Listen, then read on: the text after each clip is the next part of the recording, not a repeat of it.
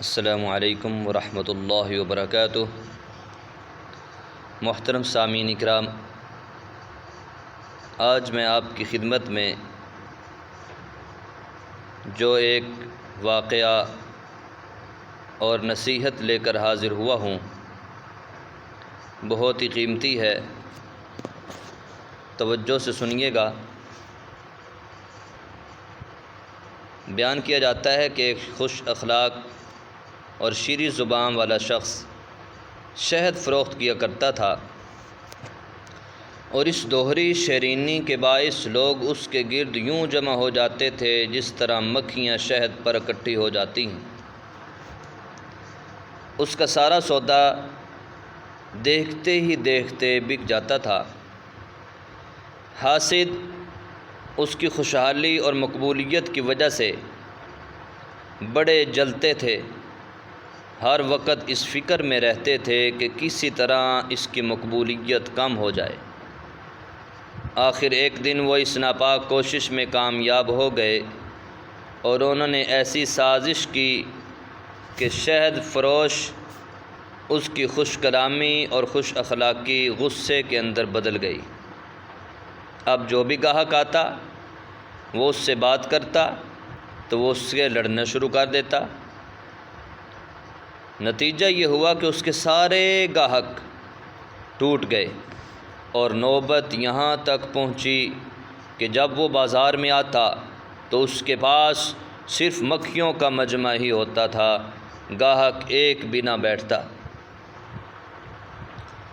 جب کافی دن سے مال فروخت نہ ہوا، فاقوں پر نوبت پہنچی۔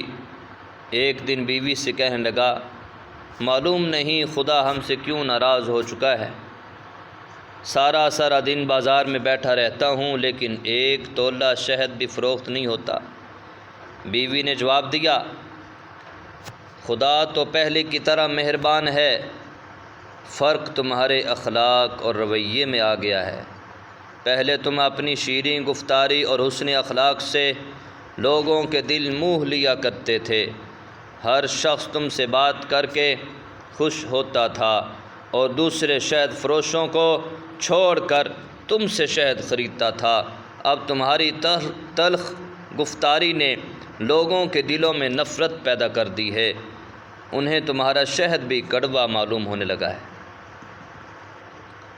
تو حضرت سعدی شیرازی رحمہ اللہ نے اس حکایت کے اندر تجارت کا ایک زرعی اصول بتایا ہے کہ شہد فروش کی مثال دیکھیے کہ جو دکاندار حسن معاملہ کے ساتھ، اچھے اخلاق کے ساتھ گاہکوں سے پیش آتا ہے، اس کا سودا ہاتھوں ہاتھ بک جاتا ہے، اور اگر اس کی زبان کڑوی ہے یا ہر بات پر غصے میں آ جاتا ہے تو اس کا سودا بکے گا نہیں، لوگ اس سے بھاگیں گے اور اس کا سودا پڑا کا پڑا رہ جائے گا۔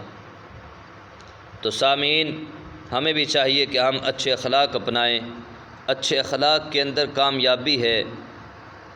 رسول اللہ صلی اللہ علیہ وآلہ وسلم کے اخلاق اپنانے میں ہمیں دین اور دنیا کا نفع ملے گا، دنیا بھی بنے گی، آخرت بھی بنے گی۔